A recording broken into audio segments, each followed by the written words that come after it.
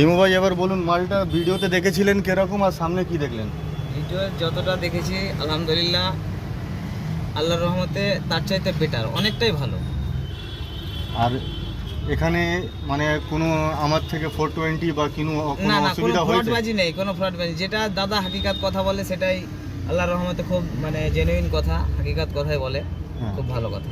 আর ছাগলটা আপনার কিরকম লাগলো? আমার খুবই মাশাআল্লাহ খুবই পছন্দ মানে- হয়েছে। আমার যতটা ছাগল আমি জীবনে পালন করেছি এবং শুরু করছি আল্লাহর রহমতে নতুন করে ফার্ম, তার জন্য এই দাদার কাছে রিকোয়েস্ট করে অনেক মানে ভালোর মধ্যে আমাকে দিল যে আপনার ফার্মের নতুন ছাগল ভালো টপ কোয়ালিটি হবে।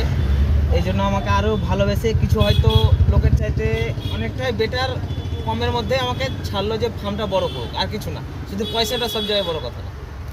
আর দ্বিতীয় জিনিস মানে ভিডিওতে যেটা দেখা হলো সামনেটা সেরকম কেটে কি লাগলো মানে সামনে ভিডিওর চাইতে আমাকে দ্বিগুণ মানে কত 4 গুণ বলেও মানে শেষ করা যাবে না, মাশাআল্লাহ।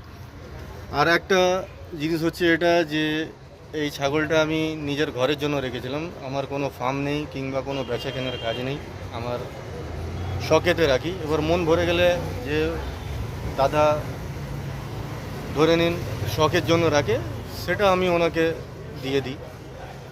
ভাইকে আমি এনাকে দিলাম আমার ছাগলটা শখের জন্য। ইনশাল্লাহ দেখি আগে যদি বাচ্চা উচ্চা হয় তো এনার সাথে আমার কথা বলবো, আনাবো কিছুটা।